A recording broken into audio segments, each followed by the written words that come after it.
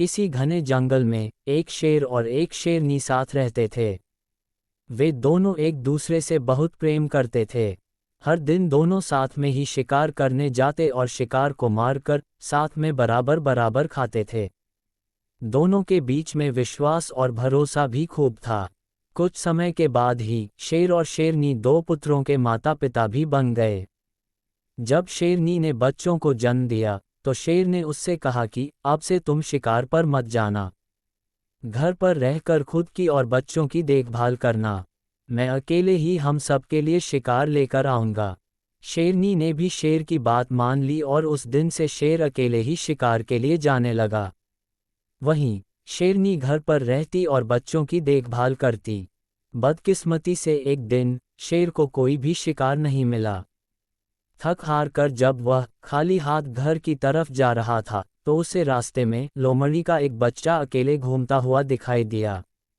उसने सोचा आज उसके पास शेरनी और बच्चों के लिए कोई भोजन नहीं है, तो वह इस लोमड़ी के बच्चे को ही अपना शिकार बनाएगा। शेर ने लोमड़ी का बच्चा पकड़ा तो सही, लेकिन वह बहुत छोटा था, जिस वजह से वह उसे मार नहीं सका। वह उसे जिंदा ही पकड़कर घर लेकर चला गया। शेरनी के पास पहुंचकर उसने बताया कि आज उसे एक भी शिकार नहीं मिला। रास्ते में उसे ये लोमड़ी का बच्चा दिखाई दिया तो वह उसे ही ले आया। अब तुम इसे मारकर खुद भी खा लो और बच्चों को भी खिला दो। शेर की बातें सुनकर शेरनी ने कहा, जब तुम बच्चे को नहीं मार पाए तो मैं कैसे इसे मार सकती हूँ। मैं इसे नहीं खा सकती। इसे भी मैं अपने दोनों बच्चों की ही तरह पाल पोस कर बड़ा करूंगी और यह अब से हमारा तीसरा पुत्र होगा। उसी दिन से शेरनी और शेर लोमड़ी के बेटे को भी अपने पुत्रों की तरह ही प्यार करने लगे।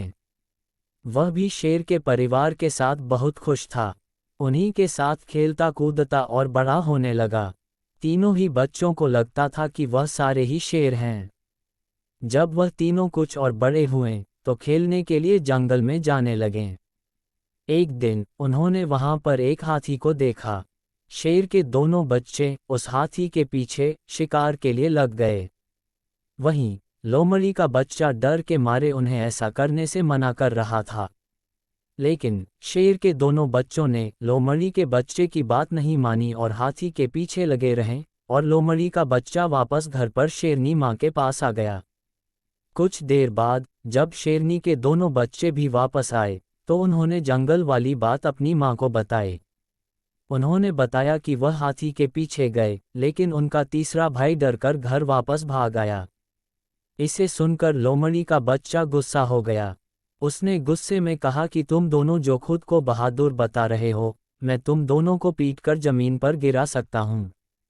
लोमड़ी के बच्चे की सुनकर शेरनी ने उसे समझाया कि उसे अपने भाइयों से इस तरह की बात नहीं करनी चाहिए।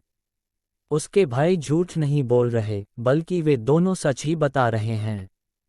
शेरनी की बात भी लोमड़ी के बच्चे को अच्छी नहीं लगी। गुस्से में उसने कहा, तो क्या आपको भी लगता है कि मैं डरपोक हूँ और हाथी को देखकर डर गया था।